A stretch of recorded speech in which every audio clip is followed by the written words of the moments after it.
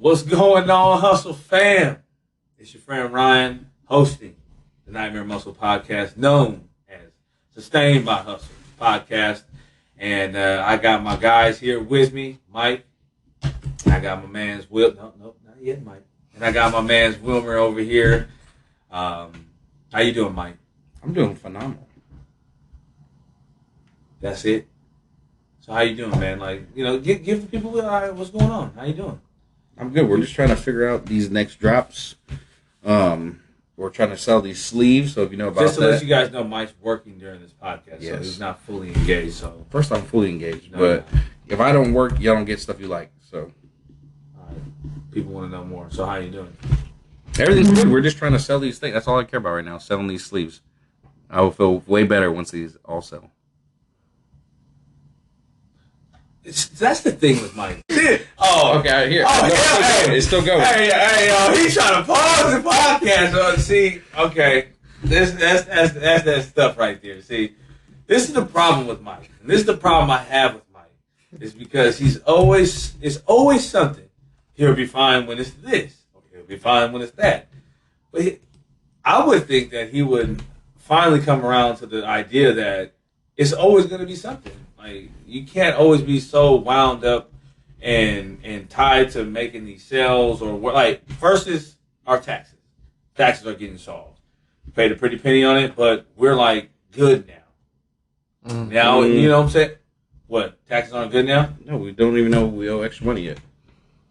Okay, but we're getting it solved. So that's my point. That's my fucking point. It's always going to be something. Like, you're either preparing or you're handling business.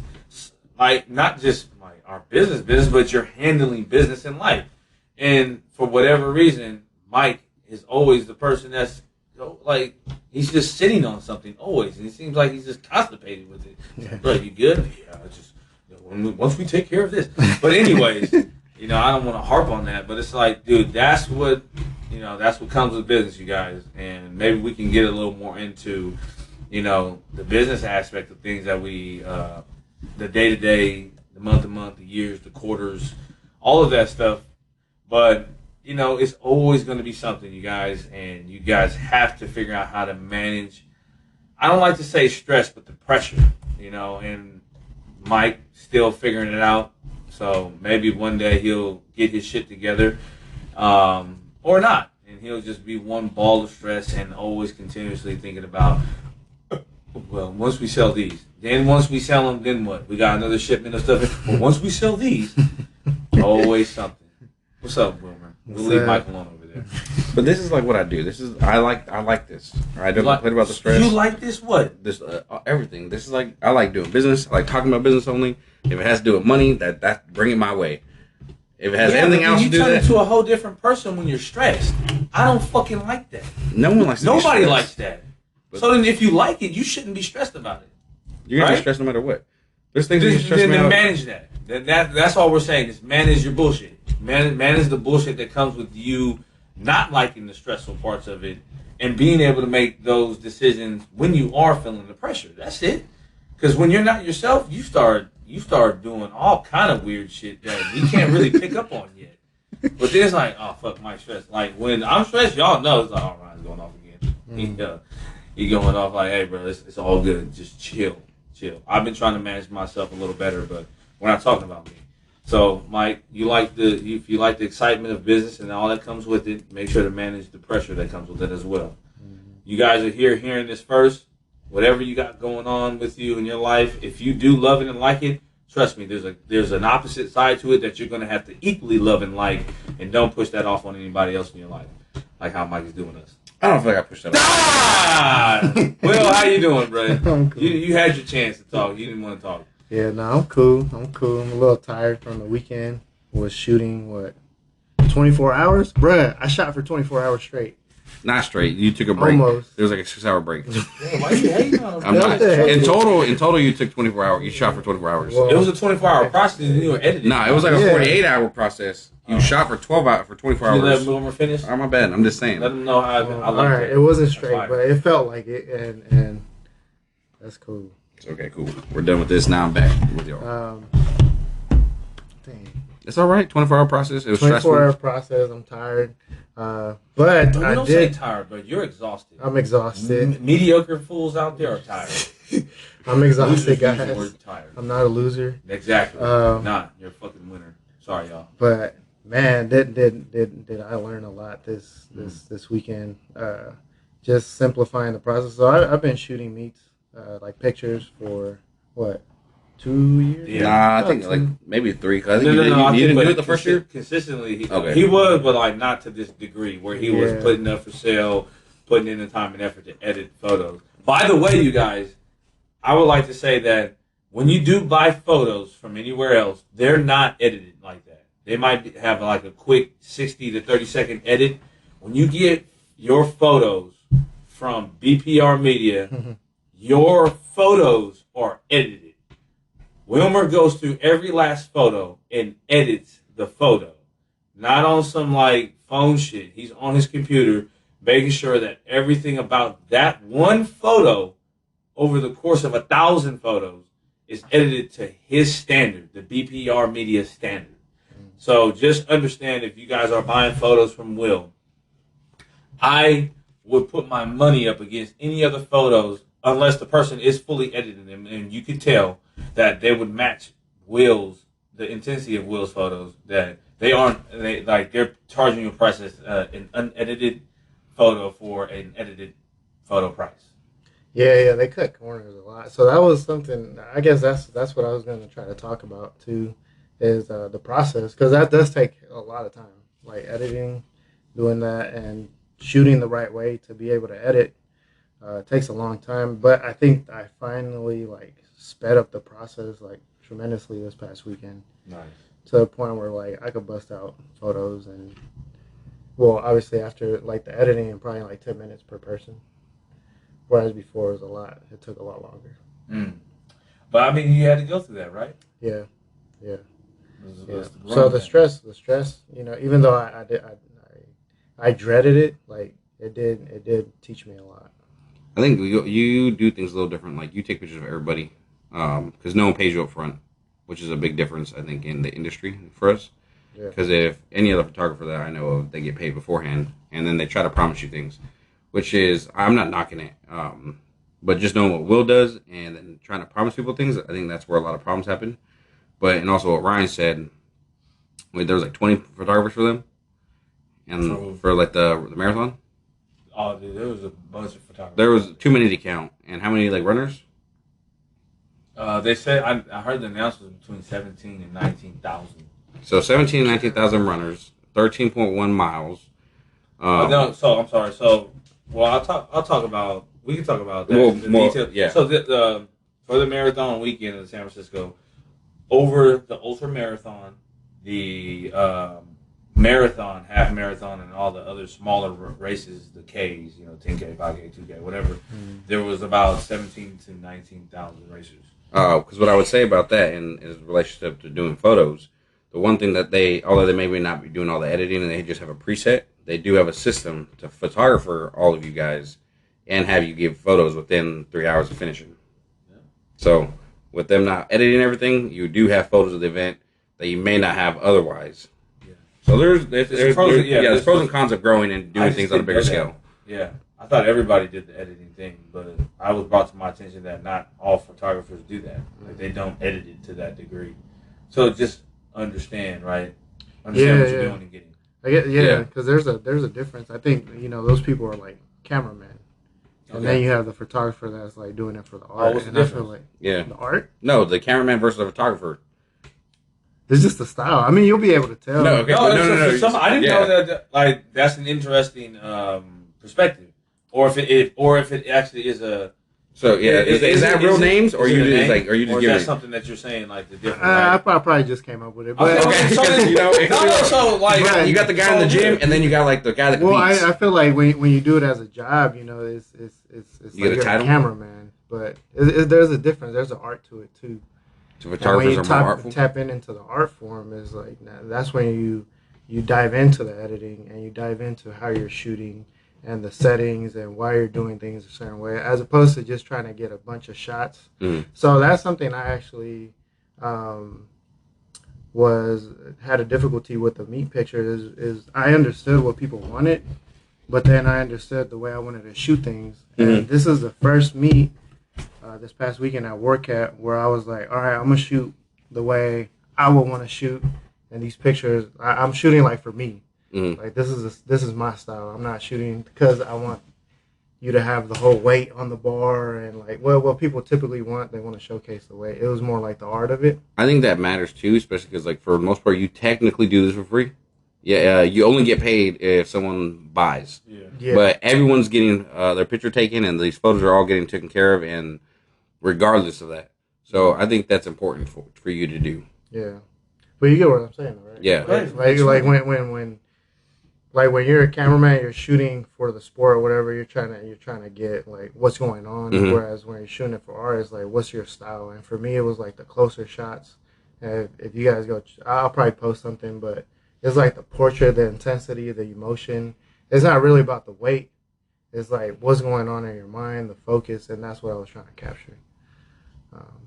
So to me, there's a difference between just taking the photo and then trying to create something with it. There's a difference between clicking a button and then being a photographer. Yeah, I like the photos? the more dramatic photos. You know, for me personally, I like to see that just because like you get to almost project yourself into the experience of what the lifter's going through. If you like those kind of things, you know, obviously people that look at photos have their own experience they're bringing to it. But for me personally, somebody that is into the kind of the artsy side of things and the more meaningful side of things, I can appreciate Will's style of photography. And then, you know, and then like for everyone else that just wants, you know, just show my weight. Like, you know, there's a purpose for that too.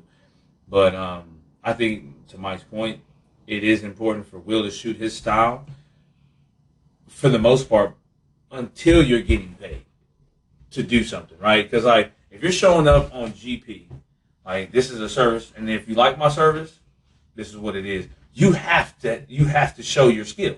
You have to show how you shoot.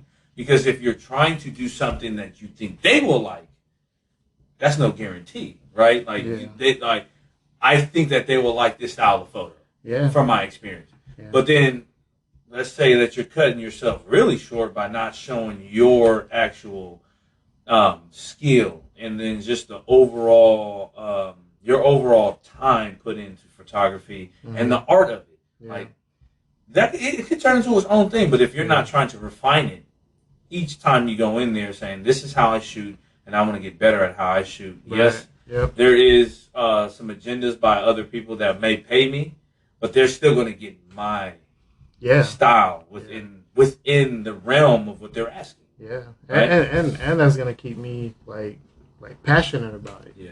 Whereas, you know, if I'm shooting the way other people want me to, then it becomes a job, and it's like, you know, it's not what I got into it for. Yeah. I think that's very important because I think a lot of people that start work for themselves, they easily just exchange jobs. Yeah. And then they get tired of that too.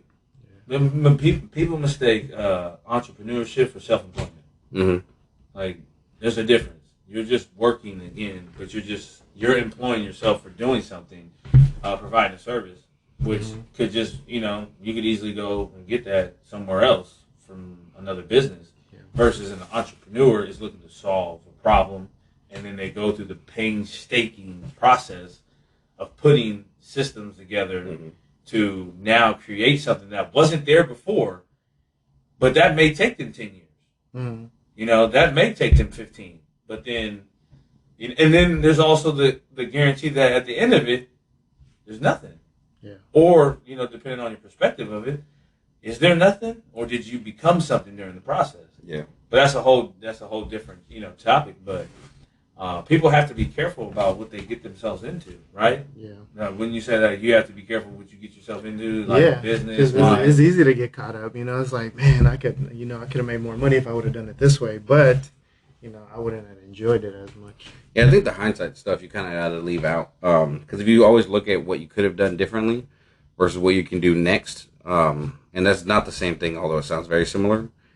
You're going to just put yourself in a rut, or you're going to be driving in circles, you know, because you can't live in the past. You got to move forward. Speaking of moving forward, this past Sunday, we was moving forward for 13.1 miles. Oh, I was like, what the hell are you talking about? I'm going to talk about myself right now. I'm going to let y'all know how I'm doing. No, I'm just kidding. He's not We kidding. just wanted to, no, I'm not. So how I'm doing this weekend, thanks you guys for asking me. Thank you. This weekend was great. It was filled with bunch of things going on. Saturday, Warcat event, MC the whole event. I love doing that. It can be exhausting at times, but the reward that I get back from it, and the point that I do it for the lifters and just to uplift the event, I love that. I love that stuff. And by the way, I don't get paid for that right now. So if you guys are looking for an MC or as they would call me, a commentator, shoot Nightmare Muscle a DM. Talk to my boss, Mike, and he will give you my fees. Fees, rates. And it's usually free $99. For the first one. But Warcat was awesome. And then this will kind of be the topic about making the adjustments on the fly of owning a business and still wanting to make sure that all areas of your life is being taken care of. Because I did have the marathon on Sunday. Half marathon on Sunday, running it with my wife. Will was going to come shoot, some photos of us and, just, capture those things. But then there was a second day event for the Warcat. And we'll get into that a little later, but we'll fast forward to actually running it. And, man, it was a wonderful experience. The San Francisco Marathon was great. There was in the upwards of 17,000 to 18,000 racers over, the Ultra Marathon, which is a 100-mile race, and it's a 24-hour race that they were doing. And that started on Saturday, I think. And then there's the marathon, which is 26.2 miles. That started around 5 a.m. And then there's the half marathon, which is the 13.1 mile run, which is what me and my wife Maria did. We did it together. And it was just an incredible experience. The weather could not have been more perfect on that day in San Francisco. It was like 60 to 65 degrees through the whole race. Winds were like maybe 5 miles an hour. It was just a light breeze, like a light whisper that you would get in the morning if your girl or your partner brushed their teeth, right? Mm-hmm. It's like a fresh breath that they say. Damn, Ryan getting poetic. That's how I was feeling, man.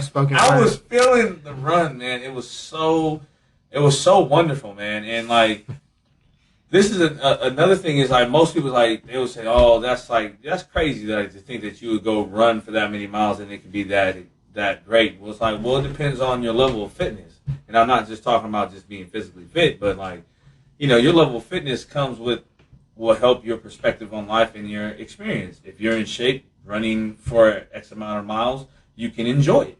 If you're walking in life, if you're somewhat fit, you can enjoy a nice walk down to the store or whatever, or walking around the block with family or your partner or having a good conversation and you're not out of breath at the end of the block because you're somewhat fit. Mm-hmm. Again, like, that's why we always preach that hustle, that built by heart here at Nightmare Muscles. Like, dude, we want everyone to be fit so that you can enjoy your life.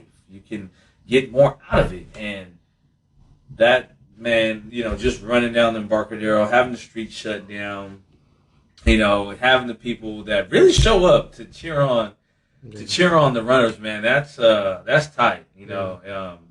Like they might have been cheering on one person, but they was cheering me on at that time because I was just looking at that sign. It said, "Congratulations, Maggie." I'm like, "Congratulations, Ryan." I'm just reading my name in it. I'm like, "That's right, that's right." I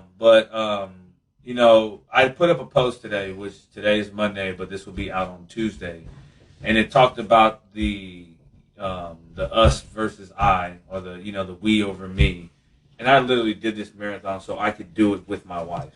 Like, there's not a lot of things that we can do together, especially in her profession and what she does for a living as a career. And I'm pretty sure like a lot of people could feel this like with their significant others. Like, there's not a lot of things that you can do with them. And she kind of left me in the dust with powerlifting and training. She's like, I'm going to go do my own thing now. Like, I'm good off the lifting. Like, it be hurting my back. I'm like, oh my God, don't say that. Like, come on now. Like, we powerlifting. That's not true. But I interjected myself in that. I said, I'm going to come do it with you. And the training and stuff, I could talk about that in another time. But like, I really expedited the training and made it really hard so that I can help her meet her goal, which was a sub 2-hour marathon. Like, she really wanted that, but she wasn't going to admit it like that. So I had like 5 weeks to prepare to really get myself ready for that run, so I could guide her and not be fucking dying myself, right? Because you can't help nobody if you can't help yourself. And if you're dying through the whole course, it's kind of hard to push somebody. I literally, made it about her, made it about us, and we got the sub 2-hour.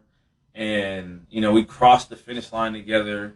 And, like, the night before, I talked to her about the expectations. I said, so does it really matter to you if we do, this together? She was like, oh, my God, Ryan, if you want to do your own thing, I know you're always going to do your own thing. You're going to run off or whatever. Like, I don't care. I was like, no, that's why I'm asking you now for the expectations. Like, I'm trying to do my due diligence right now as a responsible husband. Like, what's the expectations, babe? She was like, it would be nice if you didn't do your typical, I'm going to do my, right. Well, here's my question. Do you think you would have beat her?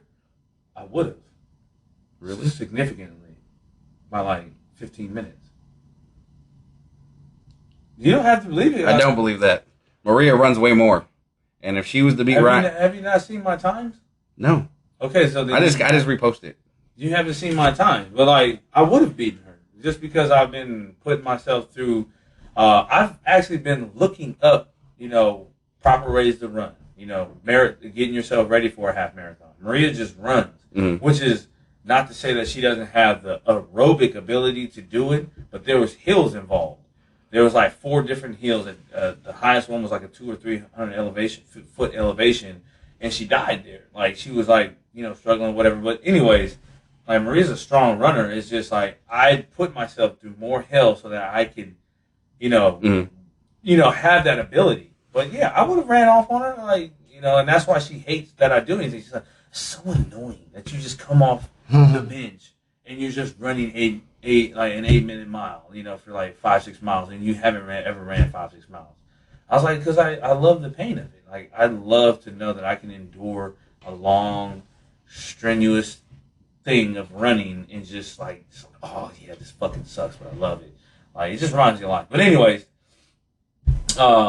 it wasn't about beating her like that or whatever, like, because, then if we would have made it about that, then, like, that would have just been awful, right? Like, damn, dude, you're not shit. But, like, like, bro, I beat you. Relax. Long story short, man, we finished the race together. And if you know my wife, she's not the most affectionate person. Like, she's very, she's inward with things and behind closed doors, or even then, like, she's seldom with it. But I got the best hug since our wedding on that day. Like, she hugged me, and I was just like, this is what it was all for. That hug at the end of the race. We finished together. We went through some adversity together, and I held my word as a man.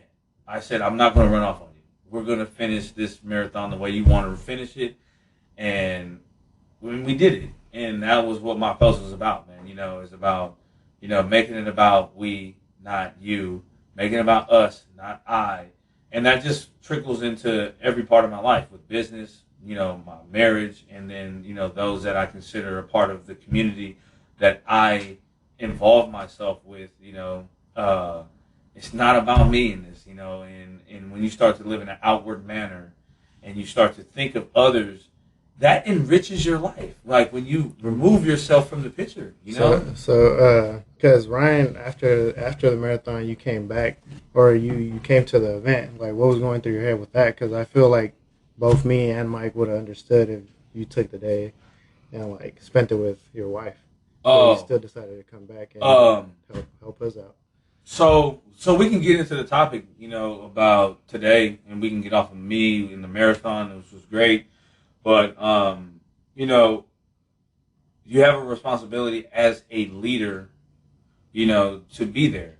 And then these guys, Mike and Wilmer, are also people that I consider, family, friends, close friends, whatever you want to call it. You know, I consider them close to heart that I have to be there for them too. I have to be there with them, you know.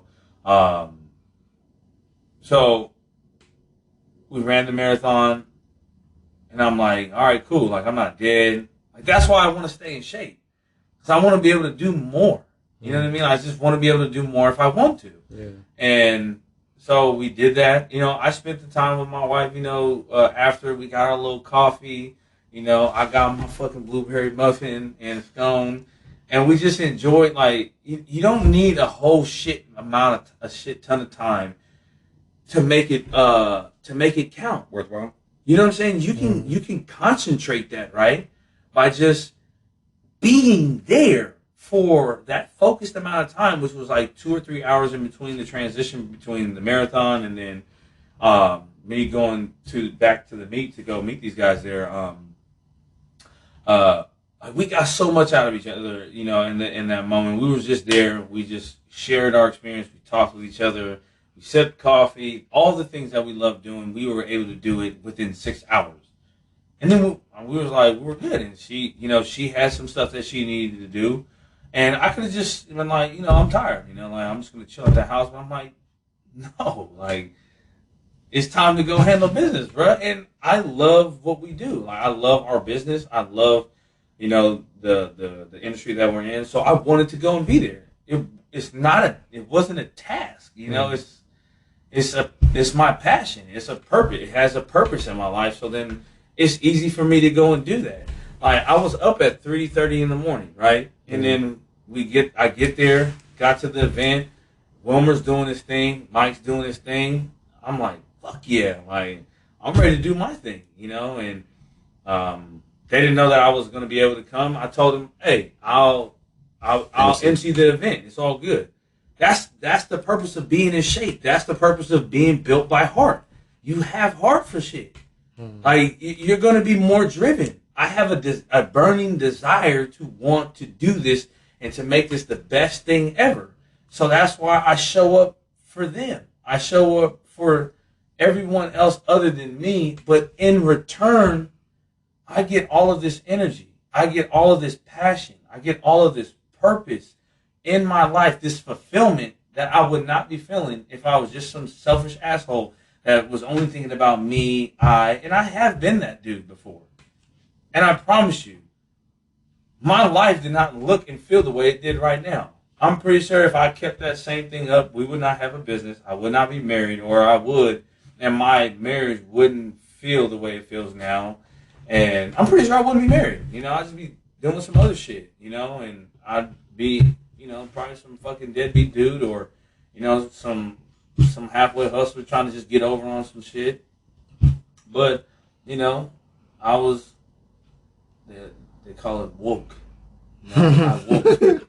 They call it woke. I'm like, fuck, dude, whatever. Like, I just finally got out of my way. And I'm still in my way at times. I can be kind of inconsistent. But, you know, you guys, like, let's break that down by just talking about now the decisions in having to be made on the fly as being business owners, you know? Like, we had to make some decisions, and these decisions kind of were made, you know, within 12 to 24 hours of it. Like, I made the decision the day before that we were going to bypass Will coming with me and Mike not going to the event. So fuck that. Like, I was going to have them use the truck, but then I realized that I'm going to come, and the event lasted all day. So I'm like, nah, like, it's all good. I'll be there. So like, let's help someone out there that, you know, maybe feeling like they have to make these far advanced ideas, or how they can use that experience. Like, you know, yeah, you do need to plan shit out. We do need to do a better job of planning 3, 4, 6 months out. But we have the ability to have a plan within minutes, or if not a couple hours, that could potentially, you know, put us in a better position weeks or months out, right? Yeah. So no, not everybody go at once. So yeah, if you want to bring that up, like the event up, we put so as some of you may know, our biggest push recently has been these sleeves, and we were gonna wait to drop them online until we got our packaging finished, and we were just doing the event only. So we spent quite a bit of change on some sleeves. We put some effort into getting a new video for it. We did a lot of stuff for the promotion of it, and we were gonna really debut it at WarCap, and which was a great meet. I loved how they did everything, but it was like a day or two before the meet was supposed to pop off, where they tell me. It was the day before. Okay, yeah. The morning, I think. And that's what I told. I think I was trying to figure out that's the night before. The night before okay. I told you. Okay. But I called you right afterwards. Okay. They let me know that we couldn't sell our sleeves because SBD has a contractual agreement about not sponsoring events if there's other equipment sponsors. So it was just a little bad communication on everyone's part. Because one, we didn't tell no one we were doing equipment. Now we've been moving into it. It was just something we're doing. We're trying to get approved everywhere. So no one really knew. Then when we sent them the video for the live stream for commercials, that's kind of like how I think everyone found out and figured out what we were doing. And that's when the conversation happened. So we were trying to find old footage we can use or just any footage. But at the end of the day, we just decided we're not going to run any commercial for the live stream. We're going to have to take, the only thing we're taking is these few shirts that we have left. And that's what we showed out with. And we did I think we did a great job. It was one of the best meets we've had, I think, in my opinion, from both financial standpoint and people learning about the brand. And then we got to see a bunch of people that thought we blocked them because we lost our Instagram earlier this year and had to start from scratch. So all in all, I think it was great. It was just quick pivots you had to do because we could have, fucking been crybabies about the whole thing and not showed up. Mike wanted to cry a little bit. He was not happy. Mm-hmm. So yeah, if you want full transparency, Mike was not excited about the fact that because I'm very political in a lot of things. I try not to show my discourse with anything or my opinions. I keep it to myself, and if I'm upset. I was upset just because I know the work we put into this, and this was like we put a lot of effort into making this pop off, and find out so last minute, and to try to figure this out because I feel like that's always that's like the thing that always happens is last minute things. That's what makes me stress out. Not anything I do to myself, but it's always the last minute changes of things or a fucking problem happens, and because I try my best to be prepared for everything, and then I feel like I usually have an answer for everything and a solution, and as soon as that doesn't work out, I do get a little flustered and frustrated. But by the time the event rolled around, I was over my upsetness, and we just rolled with what we did, Yeah, for me, I love planning. Both of these guys know I love planning. But it's for that reason, because you can expect something to go wrong, but at least when you have a plan, like, you don't have to think about all the variables. You could just think about that one that's not going the way you have planned it, and everything else is still laid out. So it makes it easier to make decisions on the fly. At least that's how I feel with that. Yeah, I think it worked out too for you because then they got you a spot for yourself, which is like normally no one ever does that for you. Yeah. I think so. That's what made these pictures really dope. I think. Yeah. Having a designated area where, for the most part, people were staying away from the shots. It really did make a difference. I didn't have to maneuver over people or run around, shoot through the audience. Even though sometimes that makes for cool shots, but in most cases, it's more of a hindrance than anything. Yeah. And then your boy Ryan was on the mic, getting everyone hyped. Yeah. Living his best life.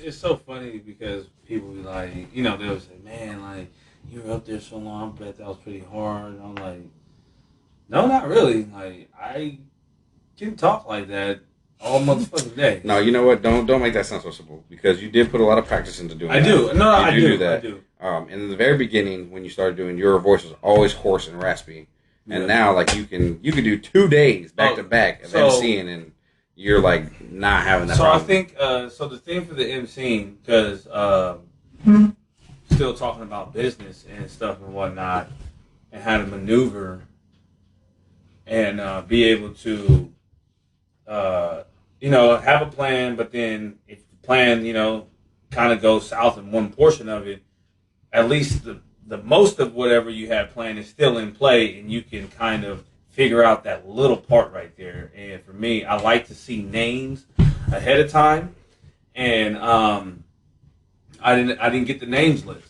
So most people don't realize that most MCs, they do have a hindrance to them, but they try to compensate it with something else that they're really great at. So me, it's my energy. I am super dyslexic. Like, I see things like all over the place, and if I'm not slow and precise with what I'm looking at, I will. And I made those mistakes, but I kind of just work past it. And I also have, like, this fear of either messing up somebody's name or not saying something correct. But I attest my emceeing to probably one of my biggest assets, because it's a huge fear of mine to talk like that in front of people.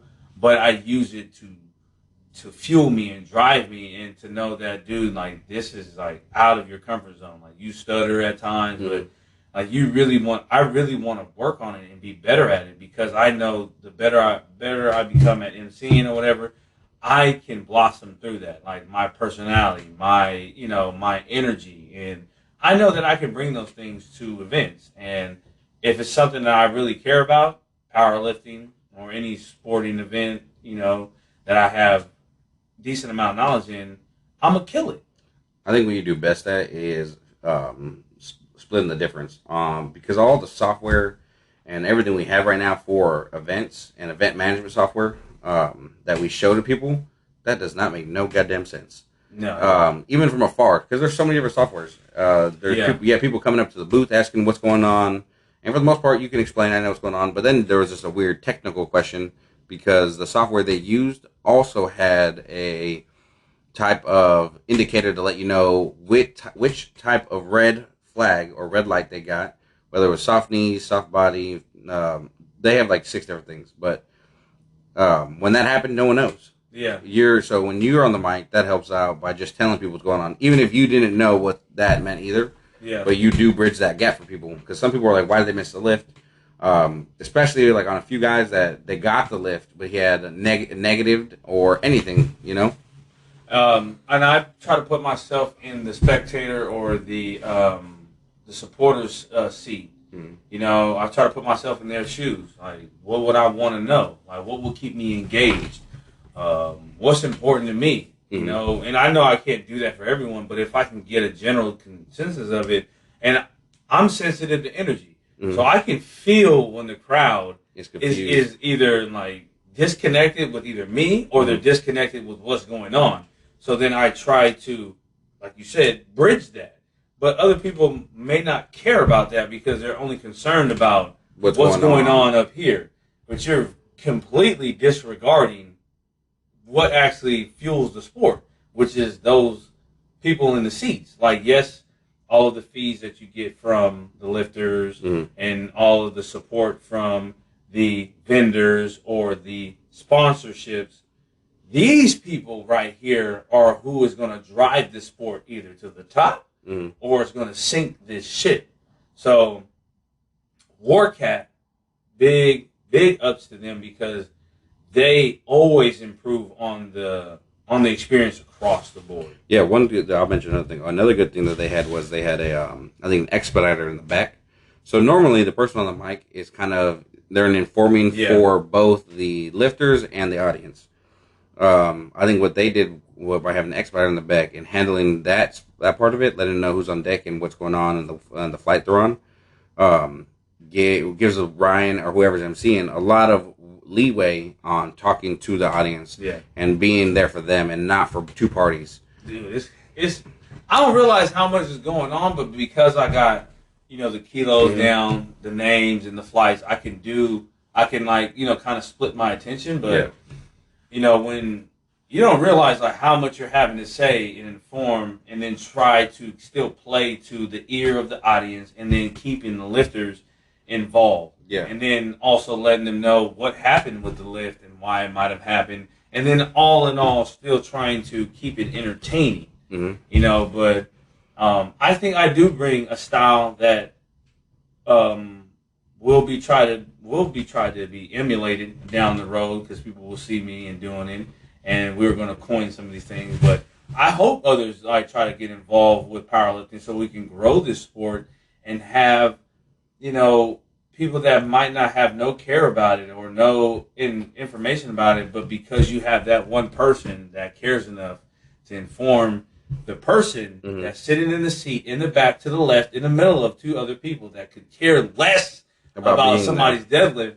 But if you make it interesting enough, if you give them something that they can connect with, you don't know who that person is. You created a shareable moment.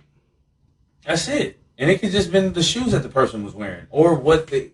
And we're not even tapping into the experience of what the lifter might have had that they may have gone through to get them there. Like there's so much going on, but because I have an understanding of the sport, I think that's why I make the best choice for, you know, powerlifting's emceeing or commentating. You know, but I also have a different outlook on it because I do have a business within the realm of what we do.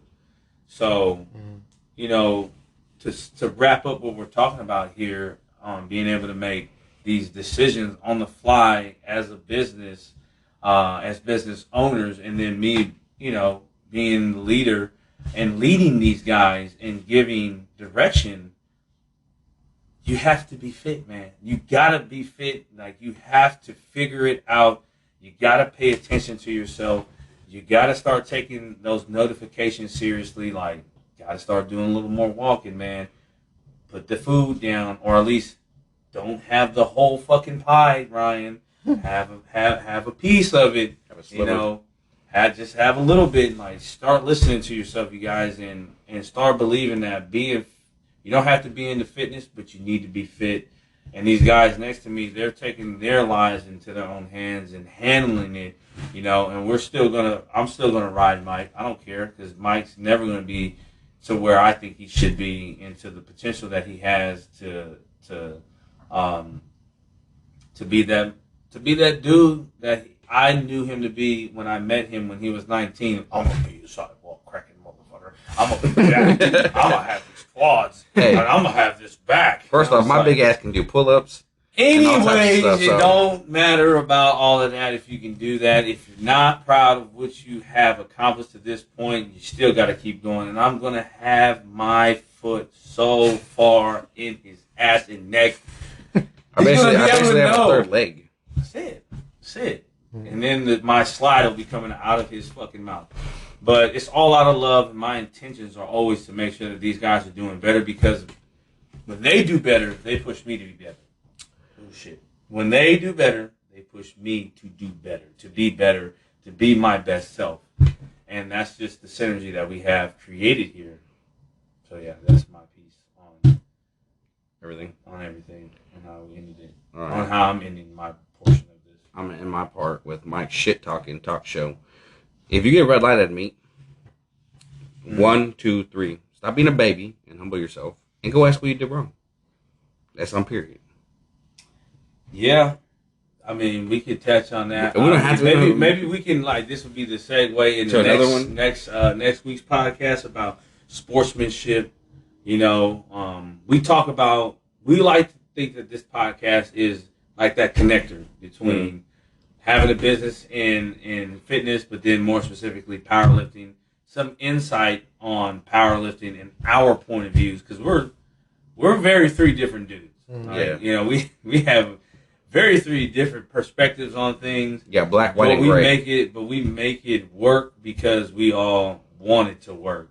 And that's the only way that it will ever work, is if the three, or whoever you have a part of your business or brand, you guys want the ultimate vision to be, you know, and you will put aside your ego, you will put aside whatever you think should be for the greater cause of whatever you guys are striving for. But yeah, I think sportsmanship, you know, should be held at an all-time high. But, you know, there was some stuff that went on at the meet, you know, that I didn't necessarily care for. But, you know, we'll talk about that next week. You know, I think we can touch on the sportsmanship, you know, in powerlifting and, you know, across the board. And, how to carry yourself and conduct yourself. I think it's important, to do that because there are people that are watching. There's a generation coming up underneath you, and I don't care if you don't think you're a role model or if you are a leader. You should be leading your own life, so that makes you a leader, and you should be conducting yourself as someone that has good character and can behave himself or herself in an environment that has other people there. So I don't know if Wilmer had any ending comments on any of that, but I think the common theme here is just learning how to turn your L's into a W. It can never be a loss if it's a lesson. And that's all we have here for you guys on the Sustained by Hustle podcast, brought to you by Nightmare Muscle. Thank you, Mike. Thank you, Wilmer, for being on here. And thank you guys that are tapping in with us. Please share your comments with us. Please engage with us. If you guys want to hear something specific on this podcast, we are doing this for you guys. And we're doing this because we want to just share our lives and our insight on this thing that we call Nightmare Muscle. And a quick word from our sponsor. It's Nightmare Muscle, nightmaremuscle.com. And as always, use Built by Heart at checkout to save money on your order by Nightmare Muscle.